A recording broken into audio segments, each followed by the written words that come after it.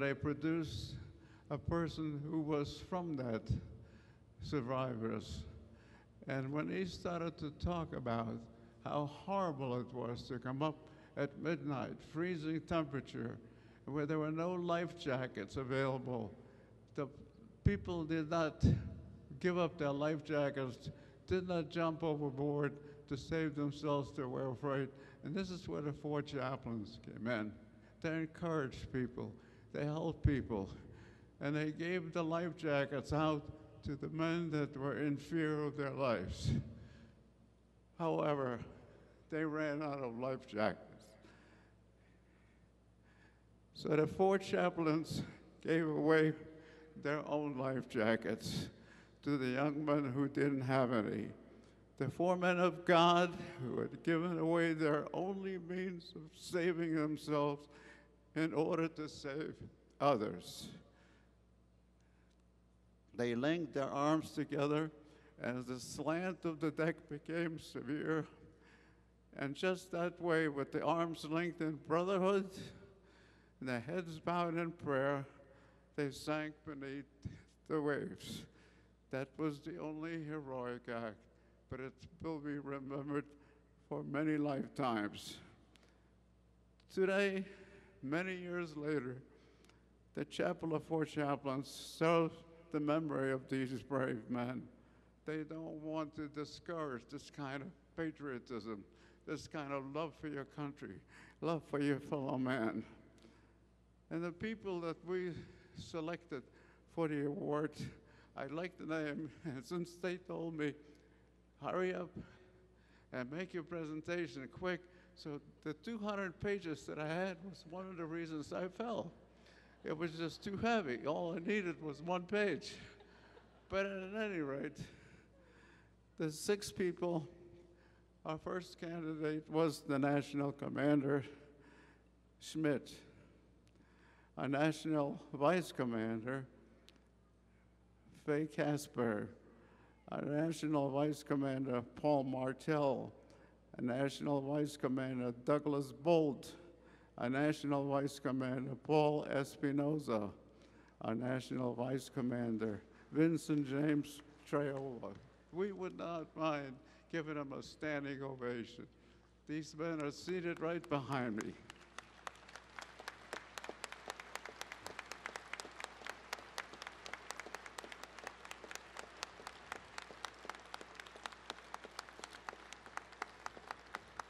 Thank you. I'd like to also take this opportunity to introduce one of the leaders of the Chapel of 4 Chaplains, Managing Director, and she's standing right behind me. And Christine Beaton wants to just say hello and goodbye.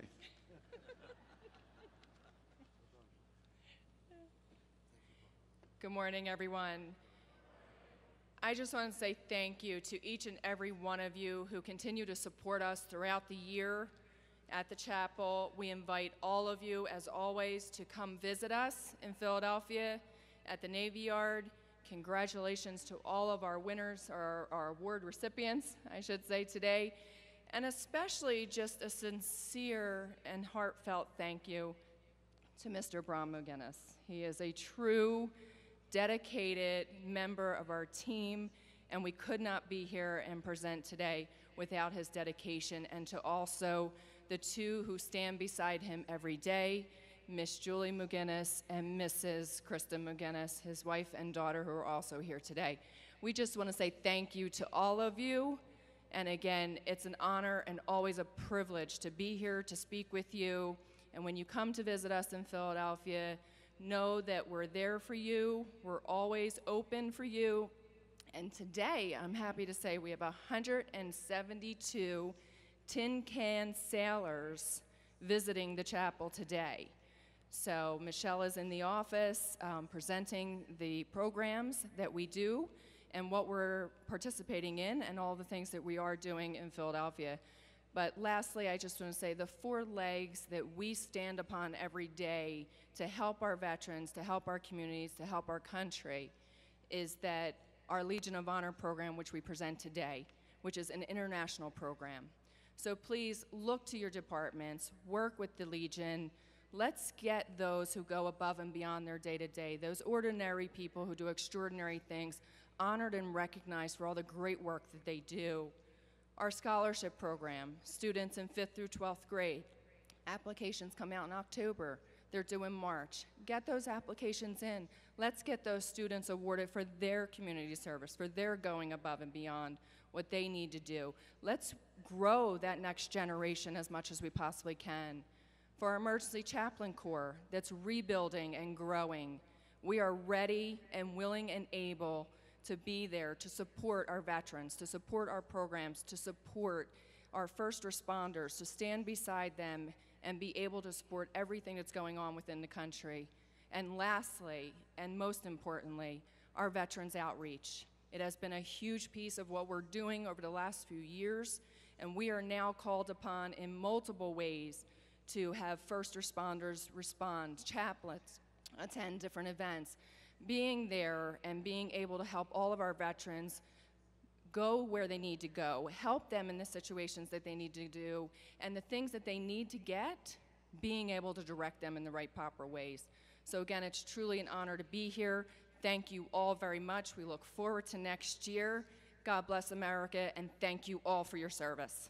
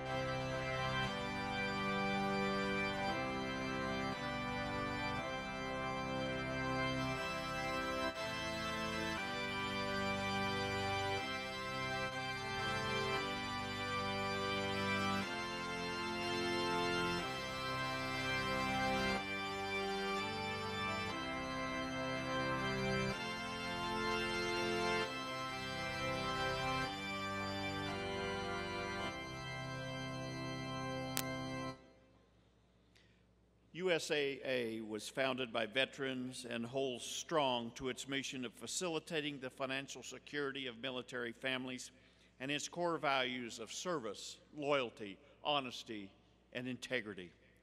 Before joining USAA, our next guest served in the United States Navy for 30 years, retiring as a Force Master Chief. After leaving the Navy, he worked as a Veterans Employment Representative right here in Nevada.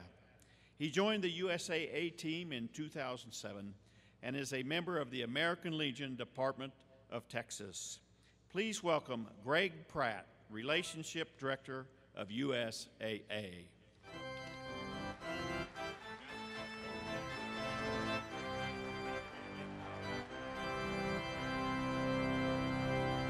Good morning, Legionnaires. How are we? I didn't expect such a large crowd, but I understand there's a pretty big speaker coming after me, so that's why everybody's here, right?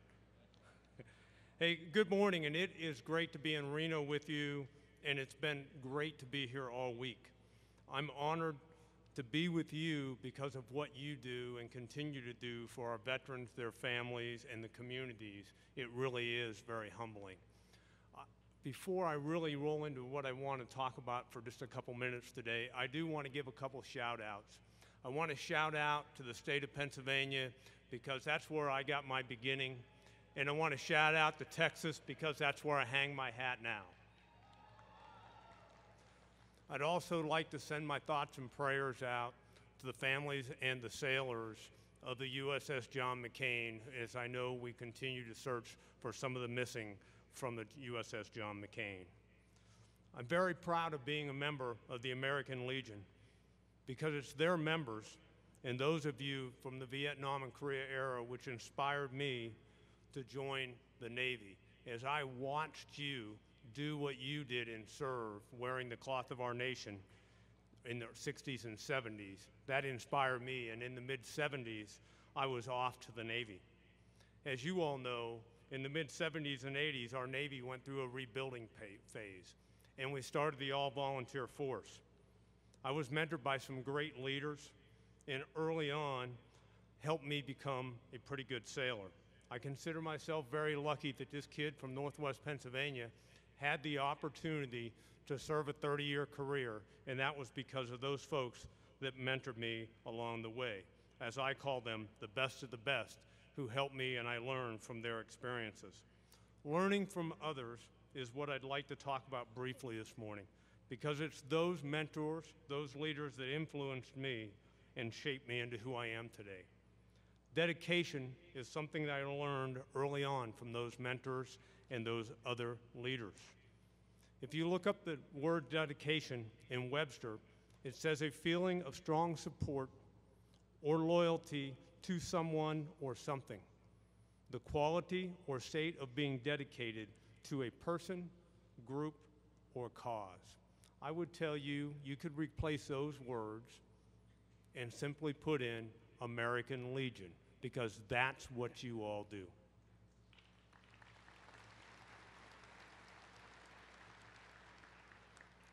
As I learned early on in my Navy career from my first chief, and for my Navy brethren in here, you'll probably really understand a little bit of this more, but everybody will understand this.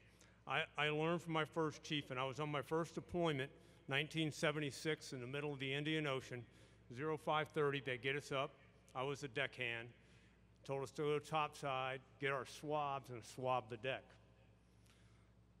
Well, I asked the chief, why the heck are we up here at 5:30? It's pitch dark outside, swabbing the deck. Of course, you know I'm lucky to be here today because I'm lucky he didn't tear my head off, right? But you know, the chief didn't tear my head off. He stood there for the next 45 minutes and explained to me the importance of my job. He talked about dedication, he talked about mission, he talked about leadership. He talked about each one of us playing a role. And no matter what our job was that day or at that moment, our role was important to that mission. And he said it was dedication. Dedication to self, dedication to others, dedication to mission. I will remember that chief and what he told me forever. I remember it today as well as I remembered it the day I asked that question. Like you, I was dedicated to my service and those I served alongside and their families. And after transitioning from the Navy, I wanted to continue to dedicate my efforts to those currently serving veterans and their families, which brings me back to you. You wore the uniform, the cloth of our nation. You continue to support those in uniform through your continued dedication, efforts, and time that you give to veterans, their families, and the community. A quote I recently read from an unknown person, dedication is not what others expect of you, it is what you give to others.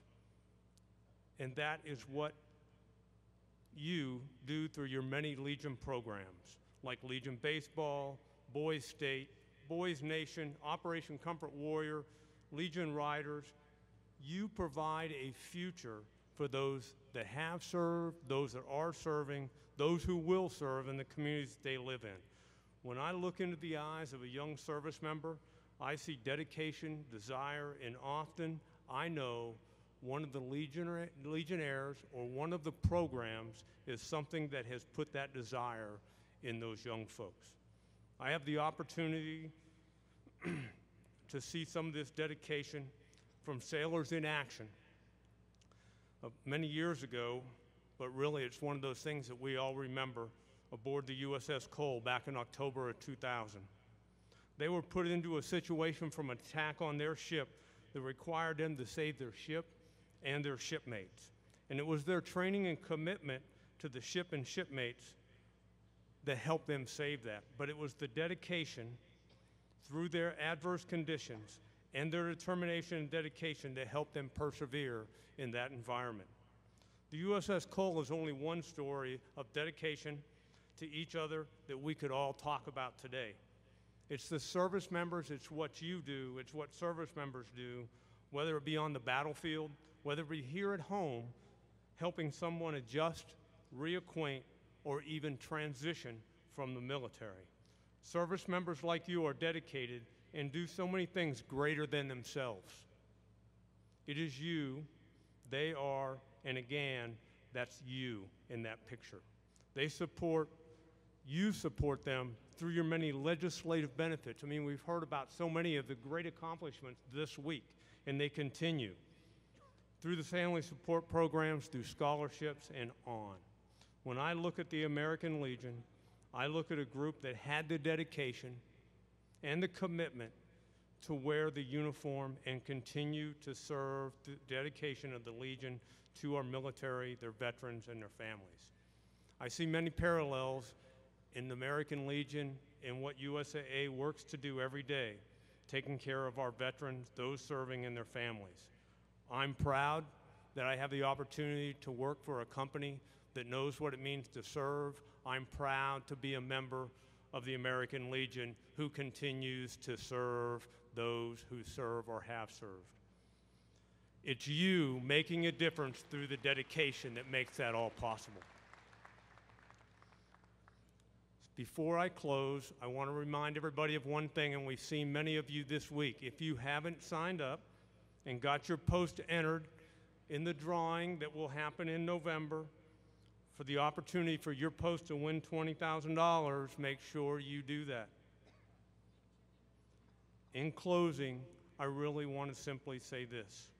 I want to offer a quote from Pat Tillman, a football star who joined the Army Rangers after 9/11 and was killed in action in Afghanistan. The quote is, a passion for life is contagious and uplifting. Passion cuts both ways.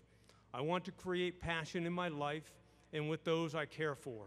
I want to feel, experience, and live every emotion. I will suffer through the bad for the heights of the good.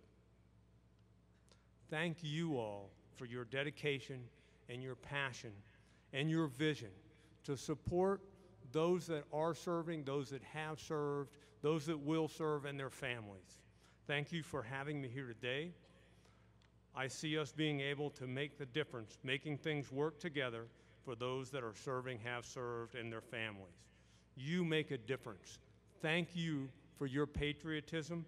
May God bless those serving in uniform, our veterans, their families, and may God bless the United States of America. Thank you.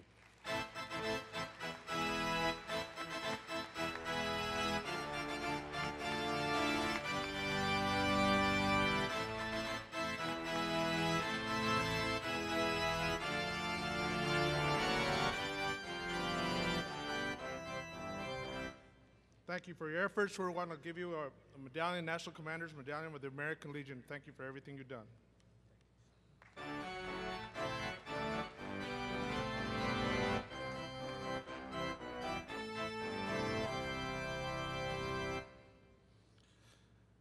As horrendous as World War I was, it gave birth to the greatest veterans organization that the world has ever known.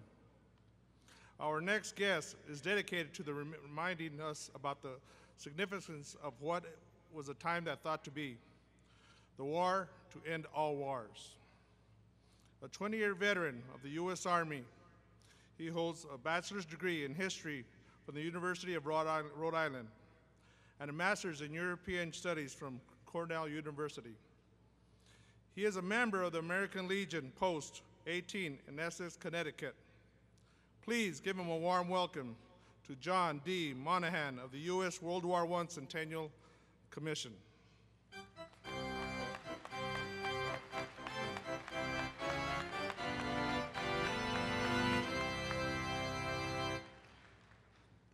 Good morning, and thank you, Vice Commander Espinoza, distinguished guests, friends, comrades. The cataclysm of the First World War changed literally everything. Empires fell. The social and moral fabric of Europe was torn asunder. War was systematized, mechanized, resulting in death and destruction on an unprecedented scale. America entered the war on the world stage owing to this war. The Great War is the hinge, literally, upon which the 20th century turns, and it is, in fact, the American century that it became the 20th century.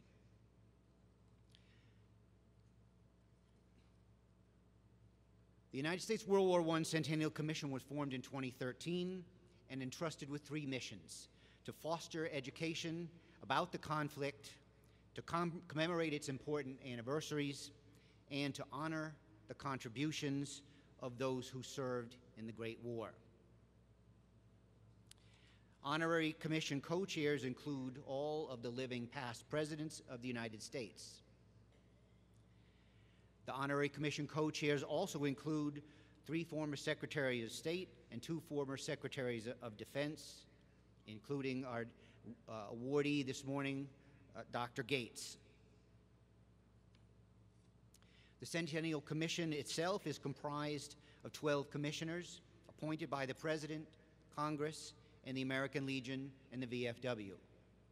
The Commission is also guided by a diplomatic advisory board of distinguished former diplomats and as well as a historical advisory board of eminent historians. The Commission is also privileged to have a number of special advisors, many of whom I'm sure are known to you, including General McCaffrey, Admiral Mullins, Gary Sinise, General Gordon Sullivan, and former Senator from Virginia, John Warner. The Commission has partnered with a number of organizations, including the American Legion, which is a main sponsor, in honoring the service of the Great War generation. And as you can see, these are a number of substantial organizations that are assisting us in this effort. We have international partners as well, as you might imagine, including the coordinating organizations in France, Belgium, the United Kingdom, and the Netherlands, all of which are places, I might add, where the American Battle Monuments Commission also maintains U.S. cemeteries. So who served in the Great War? We see a scene from 100 years ago, but these scenes and these facts, these faces are reminiscent of those that stare at us from the tintypes that you see of the Civil War. The images from our own time in service, in fact, those faces are the same ones we see in photos from Iraq, from Afghanistan. There is a brotherhood of warriors that transcends service, that transcends, in fact, time itself. The doughboys and the blue jackets of the Great War are our spiritual brothers and sisters. For this reason, we should be interested and concerned about World War I. 4.7 million Americans served in World War I. 200,000 came home with physical and psychological wounds. 116,000 Americans did not come home at all. These men and women deserve to be commemorated. But just as importantly, by remembering those who served in the Great War 100 years later, we assure that those serving today, that they too will be remembered in 100 years' time. Our education mission is to inform Americans of all ages about the key World War I facts and concepts, to teach American students meaningful lessons about World War I's history and its impact, and to inspire Americans to individually pursue deeper engagement and in participation in the commemoration efforts.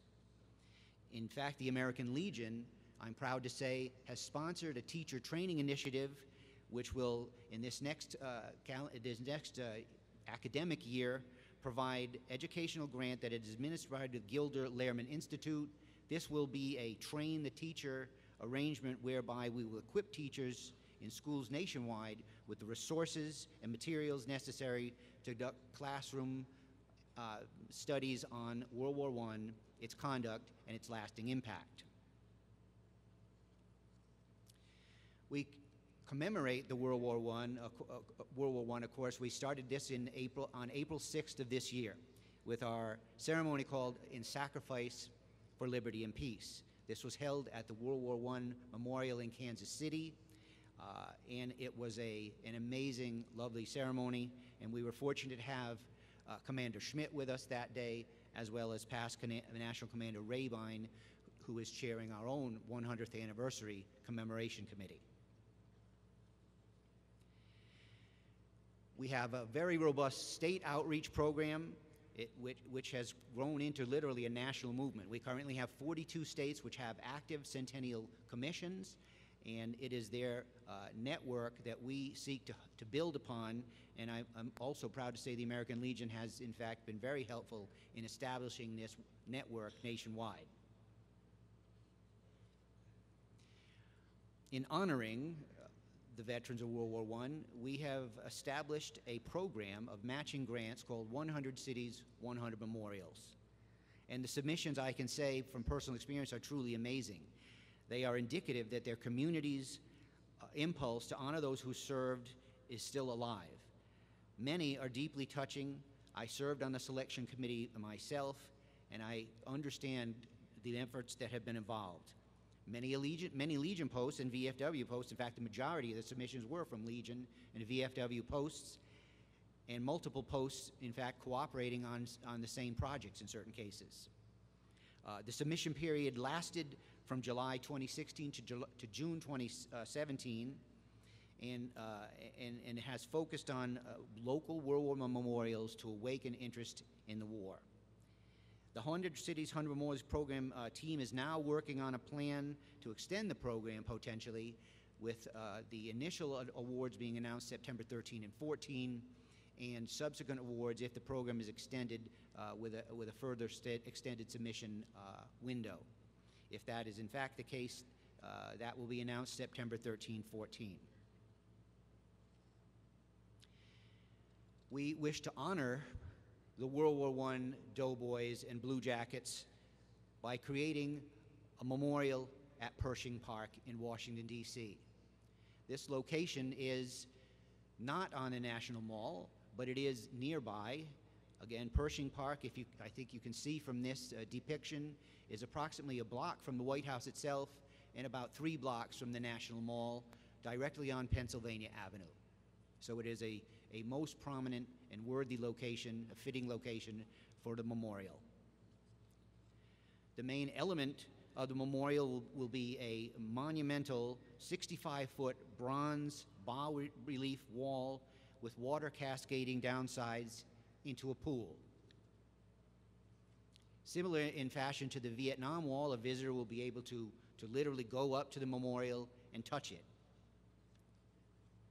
The memorial itself will have a series of images centered on the recurring image of the soldier who leaves his family, answers the call to service, and joins the nation's march to war, experiences the violent chaos and passion of battle, suffers the aftermath and loss of that battle, and then, after reflecting on his accomplishments, marches forward into the great American century which is to be. In the first scene, the soldier takes his helmet symbolically from his young daughter.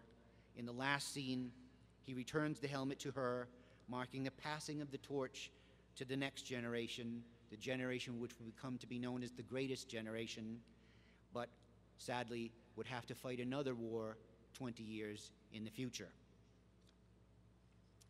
The timeline for this memorial in Washington, D.C. is shown here. The key points at this point is that a design has been approved, and all of the relevant approvals are in place from the various commissions and committees, and a groundbreaking is scheduled for this November 9th in Washington, D.C. We hope to dedicate the memorial itself the following year on November 11, 2018, which of course marks the centennial of the original Armistice Day. Why is this of importance to the American Legion?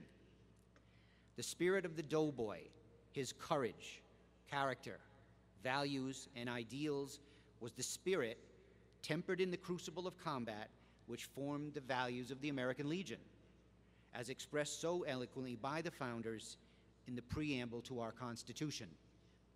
We Legionnaires stand on the shoulders of giants who were the founders, all of whom were World War I veterans. Some of the people you see here, I'm sure you recognize. Theodore Roosevelt, later Medal of Honor winner at D-Day. Franklin Dollier, who later became President of Prudential Insurance. Bennett Clark, later Senator. Thomas Miller, who we honored just the other day, buried here in Reno, who was President pro tem of the Paris Caucus, and before the war had served as a congressman from Delaware.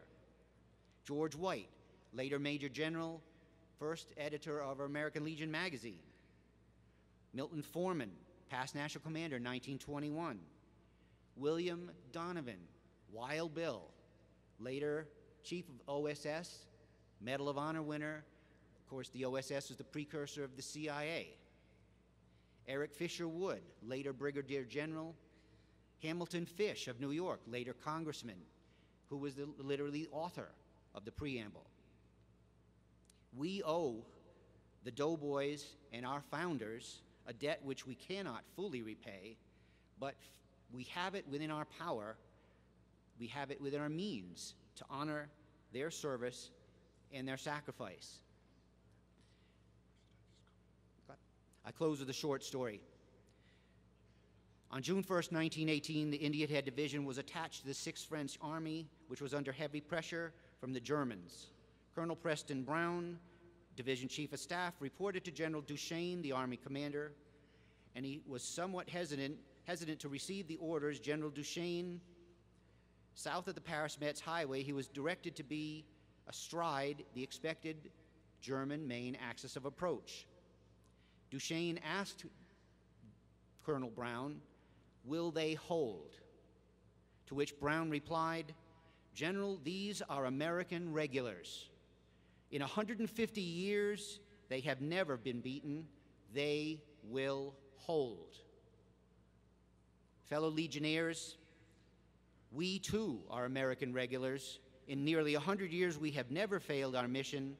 Our mission today is to ensure that a fitting memorial to the Doughboys, to those who bequeathed us our beloved American Legion, is erected in our nation's capital. I ask for your help in achieving this. It must be done, and with your help and with the grace of God, it shall be done. Thank you.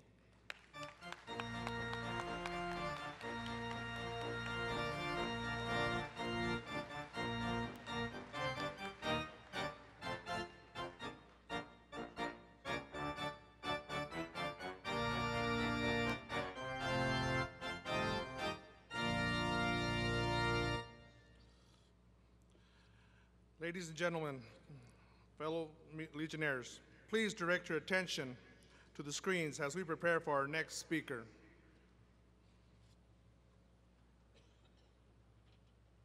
Chartered by Congress in 1919, the American Legion provides services to veterans, military members, their families, and local communities. Today, the American Legion is the nation's largest veterans service organization. In large and small communities across the United States, the Legion's 2 million members work on behalf of veterans. In its century of service, the American Legion has changed and strengthened the social fabric of this country. In 1919, the Legion passed a resolution in support of the Boy Scouts. Today, the Legion supports hundreds of thousands of youths with various programs and scholarships. The Legion was instrumental in building America's pastime, baseball. 68 Hall of Famers and 50% of all major leaguers played American Legion baseball. In addition to children and youth, the Legion was founded on pillars of Veterans Affairs, national security, and Americanism. Perhaps the Legion's greatest achievement is passage of the GI Bill. That legislation has allowed millions of military veterans to afford college, launch their own businesses, and receive affordable home loans. The American Legion is credited with creating today's Department of Veterans Affairs. At the community level, Legion posts provide free assistance to any veteran needing help to receive the benefits earned through their military service. The American Legion helps today's transitioning service members secure jobs by sponsoring hundreds of job fairs across the country each year. The Legion's founders set out to support veterans, assist military families, mentor youth, and promote Americanism. Today's members of the American Legion hold those values true while continuing to build on the legacy. Today's American Legion advocates for veterans' rights in Congress and every state legislature. Today's American Legion supports veterans seeking their military benefits. Today's American Legion provides scholarships and aid to veterans and military families in need. Today's American Legion gives scholarships to college students.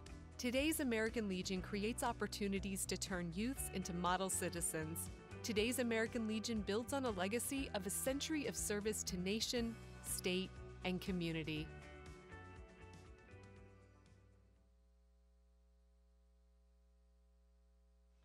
Ladies and gentlemen, may I have your attention, please?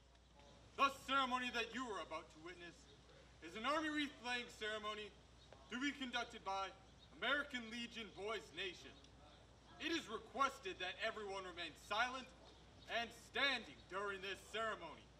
All military personnel in uniform will render the hand salute, and it is appropriate for all others to place their right hand over their heart upon the command of present arms. Well, I think the wreath that we place on a grave, especially the Tomb of the Unknown, it is a reminder to us of, again, the freedom that we have as a result of their service, and also that we are not forgetting them, honoring them, honoring their service. And I think that's a part of being a member in a grateful nation. Seeing Arlington for the first time, at first it was saddening to see that magnitude of people that had given their lives and people that had lost their lives, and each one had a name, and that name represented a family that must have missed them because the soldiers and their wives and children and parents also sacrificed. But that sadness was soon replaced with gratefulness and humility when I realized that this many people had given their lives, their time, oftentimes their childhood even, for the chance and the hope that people like me and my other Boys Nation delegates would get to live in the free country and get to live our way of life. Adding that on top of being able to give something, even though it's a sort of small gesture in the grand scheme of things, to men that gave not only their lives, but their entire identity for our freedom and our way of life, is really humbling and a reverent experience. I was very honored to be a part of that. Order! Halt!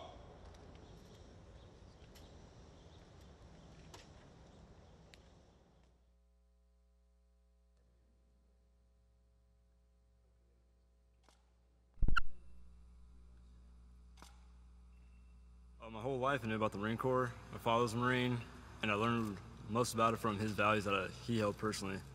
So it always kind of drew me towards it, and something I always wanted to do since I was about 4 years old. I was talking to recruiters when I was about 16 years old. I signed the paperwork a month after I turned 17, and I shipped before my 18th birthday, and I had my 18th birthday in boot camp. My father joined the American Legion about 3 years ago. And then when he did that, he started telling me more about it, and I joined the Sons of the Legion. I found this is to be the family I didn't know I had.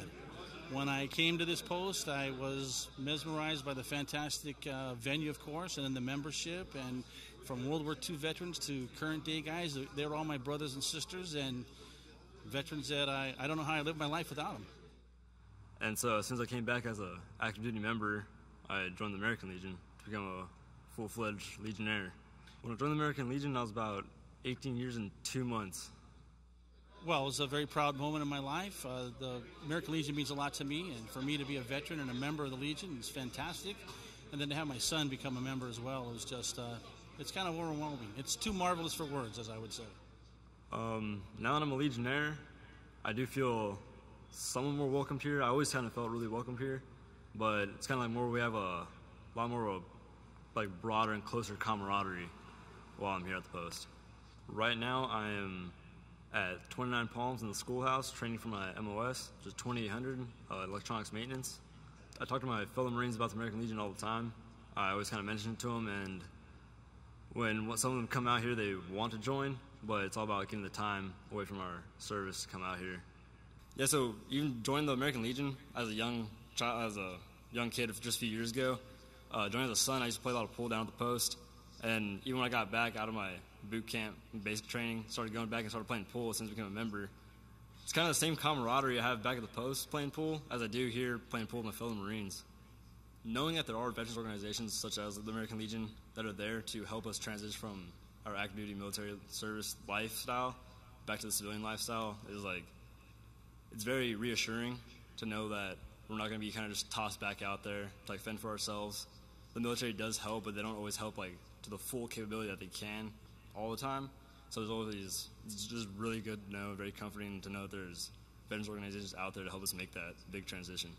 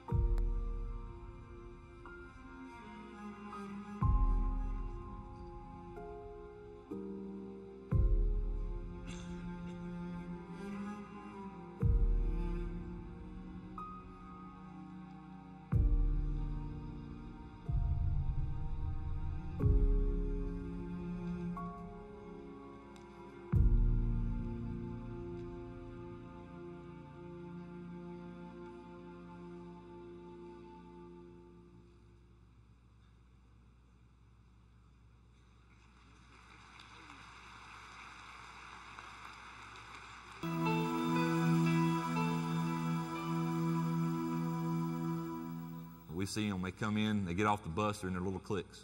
You know, maybe Iraq on one side, Afghanistan on the other, Vietnam off in a corner, the female veterans are over on one side, but usually by tonight, and you'll see it tonight. They'll be playing games together. They're all talking, intermingling, and there's no more click. I've been having some, personal issues, and I just needed to clear my head.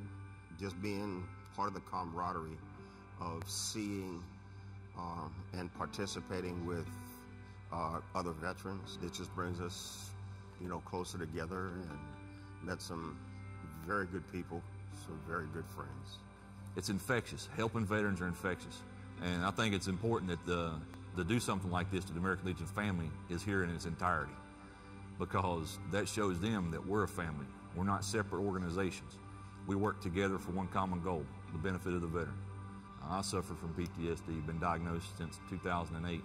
It's done more for me, this camp has, than any of the counseling or medication I could have ever taken.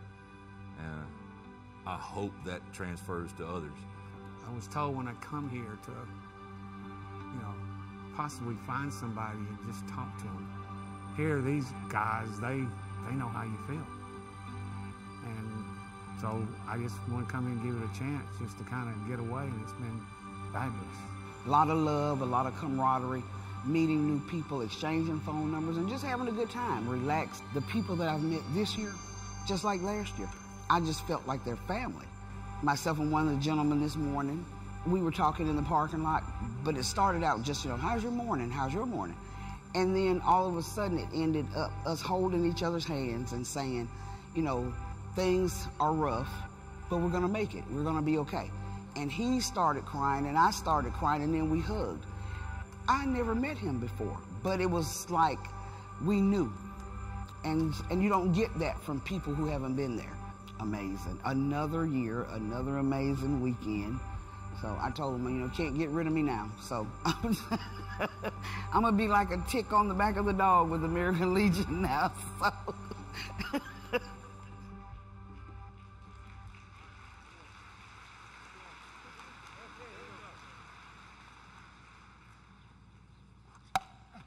A graduate of the Wharton School of Finance and Commerce at the University of Pennsylvania.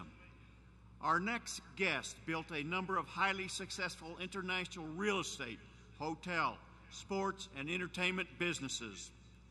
On November 8, 2016, he was elected 45th President of the United States of America.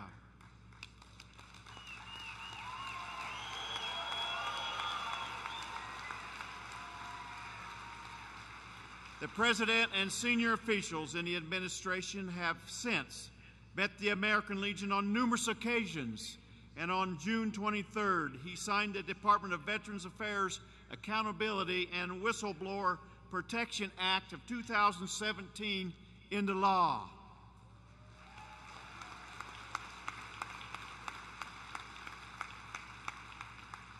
His administration has proposed a $54 million increase in military spending and, consistent with American Legion resolutions, authorized construction of the Keystone XL pipeline. The White House has also taken steps to reduce illegal immigration, and the President has publicly called for legally protecting the flag of our United States of America from desecration.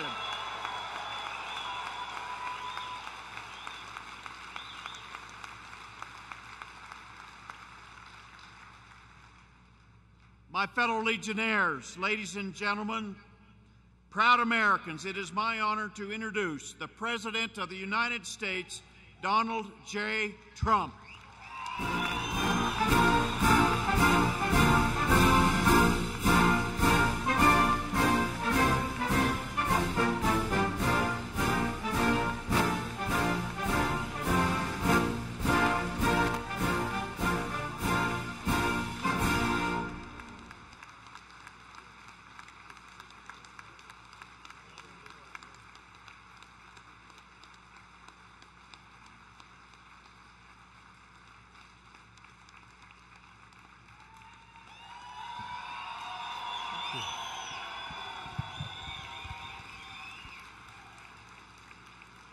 Thank you, Commander Schmidt.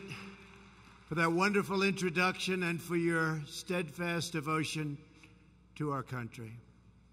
I want to thank all of our distinguished guests with us today, including HUD Secretary Ben Carson, VA Secretary David Shulkin, and former Secretary of Defense Bob Gates. Where is Bob Gates?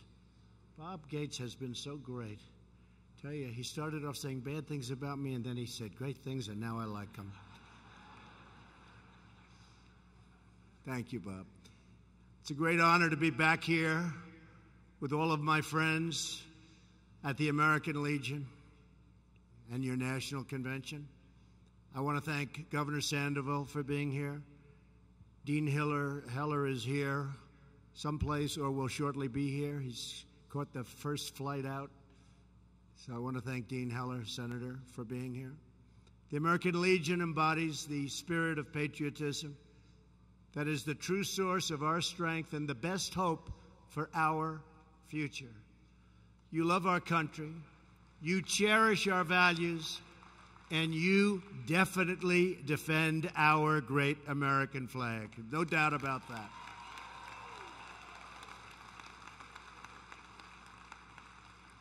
Above all else, you believe in America, just like America believes in you.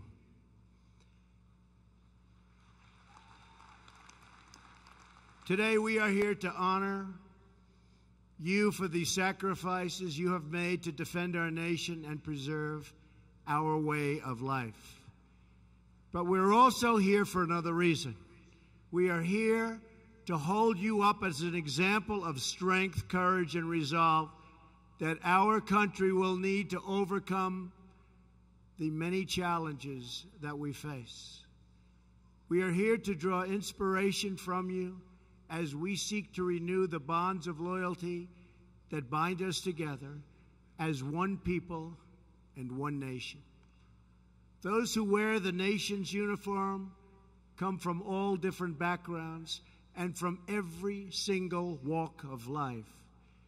But they are all united by shared values and a shared sense of duty. They are all part of one team with only one mission in mind. Most importantly, they're all Americans, and they work together, they fight together, and they sacrifice together to defend our magnificent home. Thank you.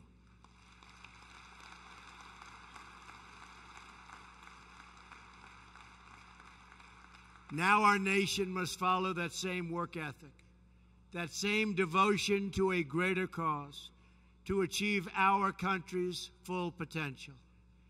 Here with us today are veterans who have fought in every major military engagement dating all the way back to World War II. You've endured bitter winters, treacherous jungles, barren deserts, and stormy waters. You've left your families, charged into danger, faced down your enemies, and bore the scars and wounds of war. Each of you took an oath to support and defend the Constitution. With that oath, you pledged your honor and your very lives for our great nation. Every veteran here today is part of a long, unbroken chain of American heroes. We salute your service. The American Legion not only remembers history, you help keep history alive.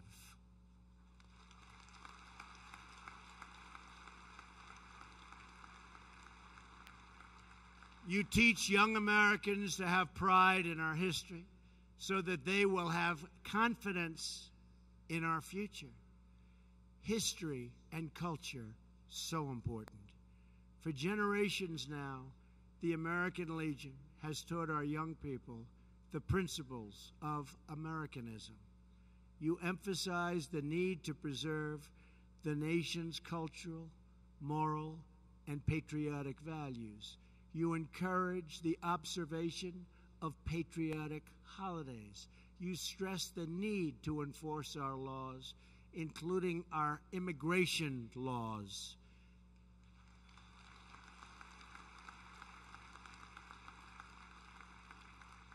You teach the responsibilities of citizenship and the importance of the Pledge of Allegiance. True. So important. And you do it all, as your motto says, for God and country.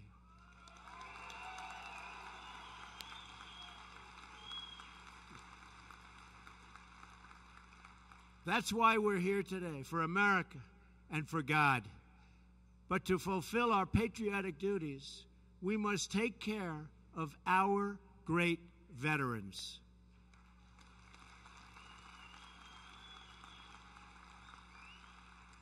One year ago at this gathering, and I remember so many of you so well, I promised you that I would make it my priority to fix the broken VA and deliver our veterans the care they so richly deserve.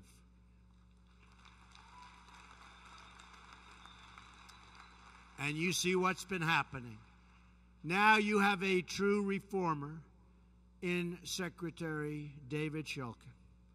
He has done an incredible job.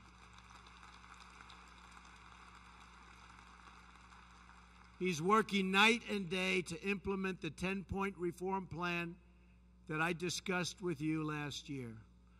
Already we have made incredible progress. We are publishing wait times online for every VA facility, so you know what the wait is. We've delivered same-day emergency mental health services at every VA medical center.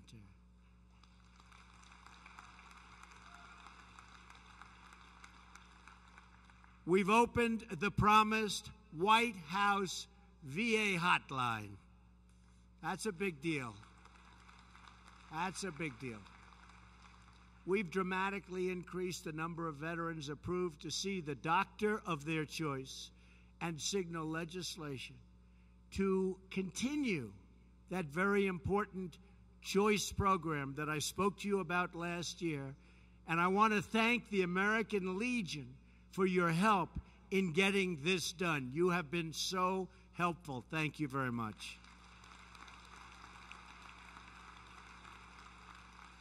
Something that they've been trying to pass for 40 years, and we've passed VA accountability legislation. So if somebody that works at the VA is bad to the people of the VA, disrespectful, not treating our fellow patriots well, we look at them and we say, "You're fired." That's it. That's it. They don't do a good job, they're out. Because we want people, we have great people at the VA, but we want people that do a great job. We weren't able to do that before. That was a hard piece of legislation to get passed. It's been worked on for so long, we got it done. So we're very proud of that.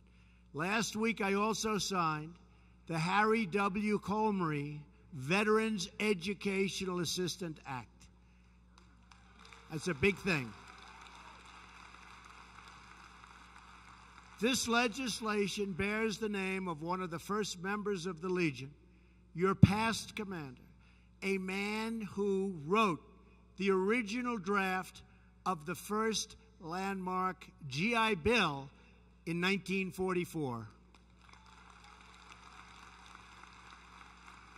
And now, under this legislation, veterans can use their GI benefits at any point in their lifetime. Some difference. And in just a few moments, right here on this stage, I will sign another historic bill that the American Legion helped us deliver, the Veterans Appeals Improvement and Modernization Act. And you all know what that means. Right? No longer will veterans be kept waiting for years to get an answer to their appeals. They will receive timely updates, and they will get decisions much more quickly in a fraction of the time.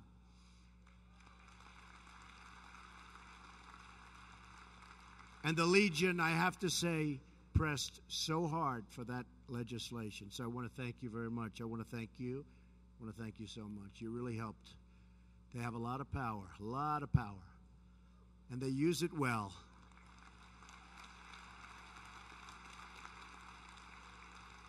When I spoke to you last year, I also promised that we would build up our military, and that's exactly what we have done. I am proud to report that we have worked with Congress to achieve a dramatic increase in defense spending this year. We are committed to expanding and improving a state-of-the-art missile defense system to shoot down missiles in flight. And we're getting better and better and better at it. It's actually incredible what's taking place. And we will develop new surveillance and long-range strike capabilities to prevent our enemies from launching them in the first place. In every foreign policy decision, thank you.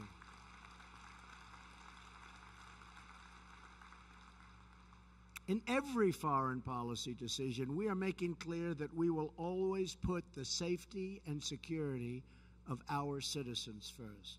That is why early this week I announced a new strategy in Afghanistan and South Asia. We will pursue an honorable and enduring outcome in Afghanistan, worthy of the tremendous sacrifice our troops have already made.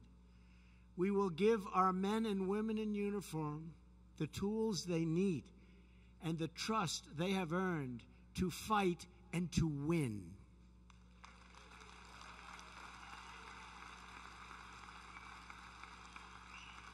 And we have made, as you have been reading and seeing, tremendous progress in the fight against terrorism.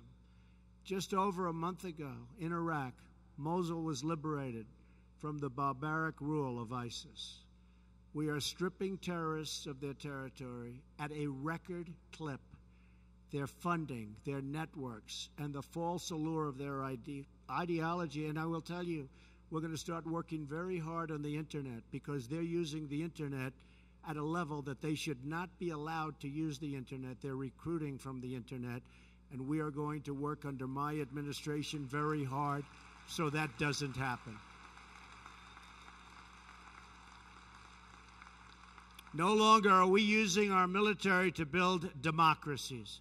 Instead, we're forming a coalition of nations that share the aim of stamping out extremism, defeating terrorism, and pursuing stability, prosperity, and peace.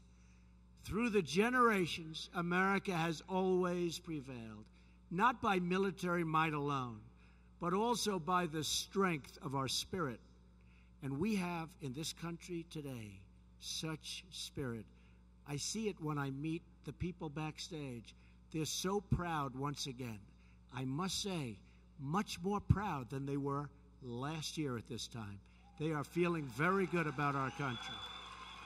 Very, very good about our country.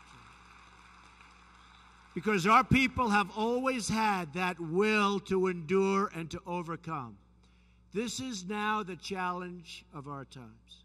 We must ask ourselves who we are, what we stand for, and what together we can achieve. If American patriots could secure our independence, carve out a home in the wilderness, and free millions from tyranny and oppression around the world, then that same spirit of strength, courage, and resolve can help us create a better future for our people today, a future like even our people have never had before in this great country. That's what we're aiming for.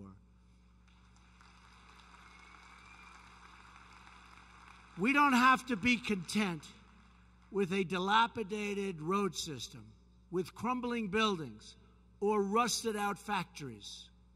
We can build gleaming new highways, state-of-the-art manufacturing, and modern works of wonder, and we can do it all with American workers and American iron, aluminum, and steel.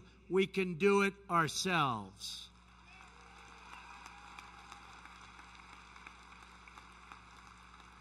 We do not have to accept the economic decay of once thriving hubs of industry where they leave and they let all those jobs go and those companies move to other countries.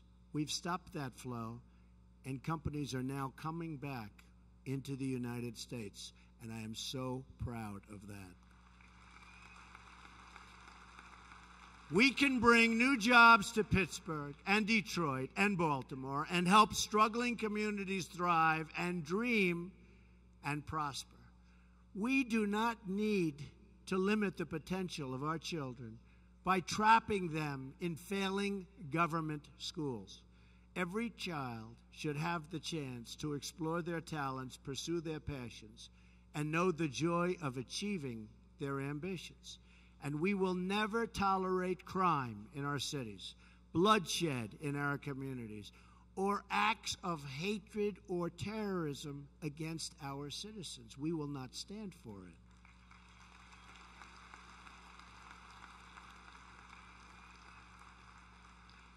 We will always support our great law enforcement personnel.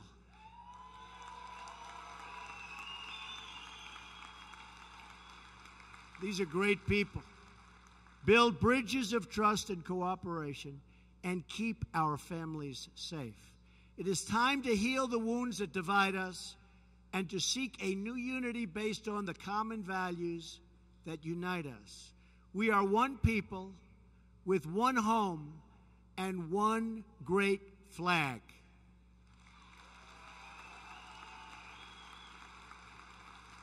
We are not defined by the color of our skin, the figure on our paycheck, or the party of our politics. We are defined by our shared humanity, by our citizenship in this magnificent nation, and by the love that fills our hearts. And I know I speak for all of you when I say our hearts beat for America. Our souls fill with pride every time we hear the national anthem.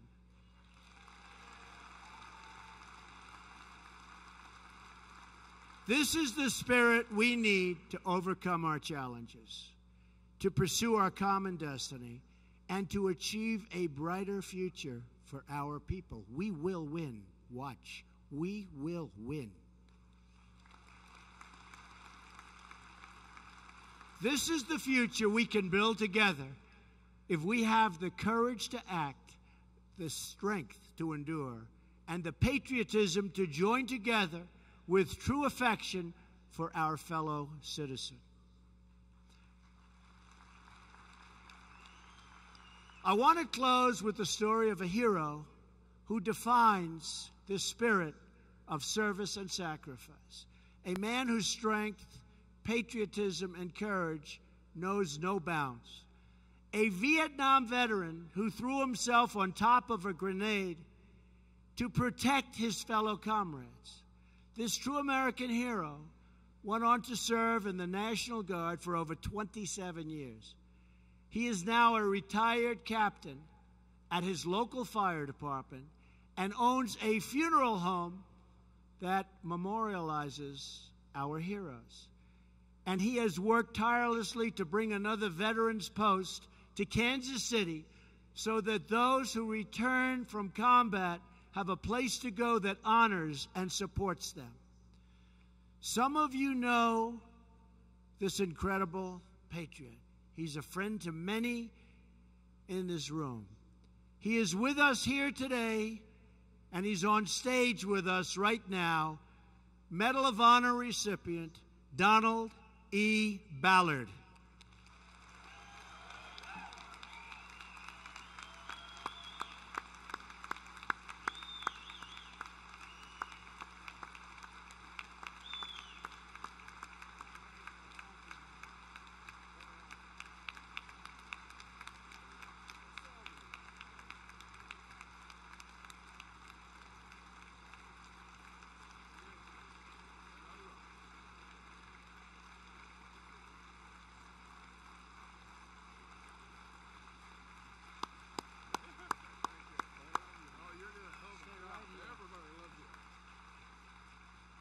He's got to say a word, right? This wasn't in the planning. Do I have your approval? Yes, sir. Come on, Don, get up there. There is no greater love than someone that loves this country, and I believe we've elected the right leader to lead us out to drain the swamp. I'm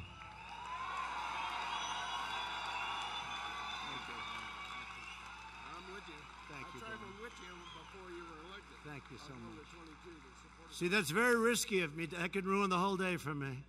If he got up and said the opposite, I would be in trouble. So thank you, Don. That was very risky. I didn't know what was going to happen. I had a pretty good idea. But, Don, on behalf of the people of the United States, I want to thank you for your courageous service. You inspire us all. Today, we are reminded that the greatness of our nation is found in our people like Don. As long as we have faith in each other and confidence in our values, then there is no challenge too great for us to conquer. We are people. We are people who love. We are people with heart. We are people who adore. We are people that are great. There is no country like the United States of America.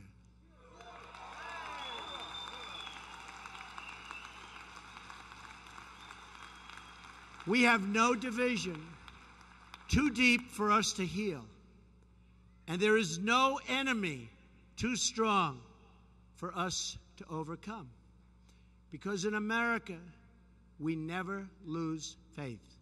We never forget who we are, and we never stop striving for a better future. Together, we cannot fail. We will not fail. We will make America great again, greater than ever before, I promise.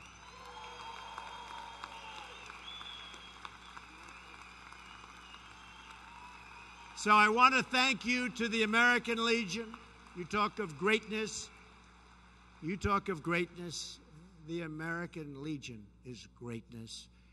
Thank you very much to our service members and to Don and to everybody in the room. Thank you to our great, great veterans. May God bless you. May God bless the United States of America. Thank you very much. It's my honor. Thank you. Thank you.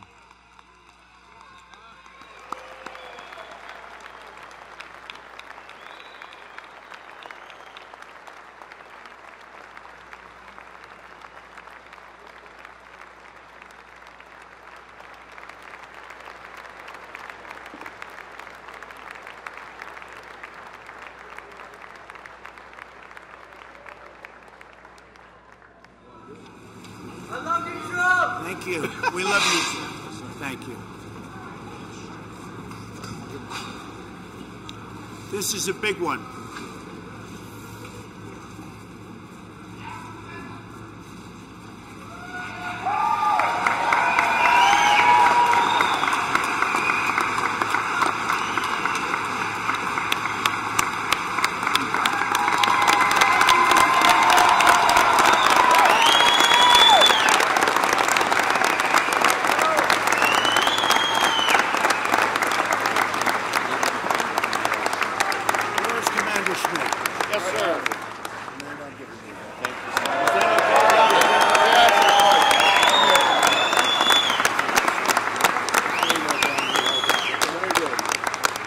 Thank you, everybody.